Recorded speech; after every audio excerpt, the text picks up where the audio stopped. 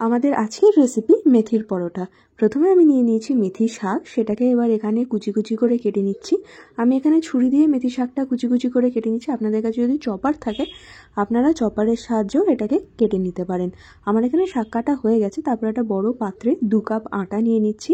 আটার মধ্যে দিয়ে দিচ্ছি নুন, তারপরে একটু হাতে ঘষে নিয়ে জোয়ান দিয়ে দিচ্ছি, তারপর অল্প একটু লঙ্কার গুঁড়ো, হলুদ গুঁড়ো দিয়ে একবার মিশিয়ে নিচ্ছি। তারপর সাদা তেল দিয়ে ভালো করে ময়াম দিয়ে ভালো করে আটাটা একবার মিশিয়ে নিচ্ছি। তারপর যে কুচিয়ে রাখা শাকটা সেটা দিয়ে আমি ভালো করে মাখবো। প্রথমেই জল দেবো না, আগে শাকটা দিয়ে ভালো করে মাখবো, তারপর প্রয়োজন মতো একটু একটু করে জল দিয়ে ভালো করে মেখে নিয়ে একটা ডো তৈরি করব। এখানে আমার ডো তৈরি হয়ে গেছে। তারপর আমি একটু সাদা তেল দিয়ে আরেকবার এটাকে মেখে নেব।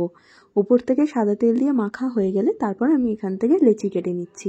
এখানে দেখুন আমার সবকটা লেচি কাটা হয়ে গেছে। আমার প্রায় 2 বাটি আটাতে 20টা মতো পরোটা হয়েছিল। আমার সবকটা লেচি এখানে কাটা হয়ে গেছে।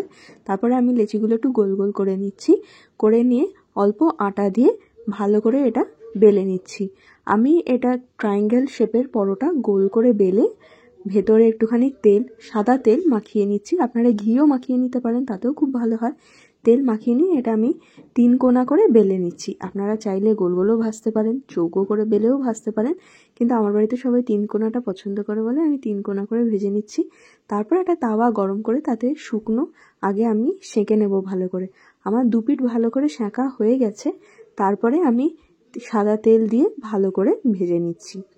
সাদা তেল দিয়ে ভালো করে এপিঠ ওপিঠ ভেজে এই পরোটাটা আপনি সার্ভ করুন। দই দিয়ে সার্ভ করতে পারেন, আচার দিয়ে খেতে পারেন, তরকারি দিয়ে খেতে পারেন, আপনার পছন্দের মতো জিনিস দিয়ে। অবশ্যই একবার এইভাবে মেথির পরোটা ট্রাই করে দেখুন, ভালো।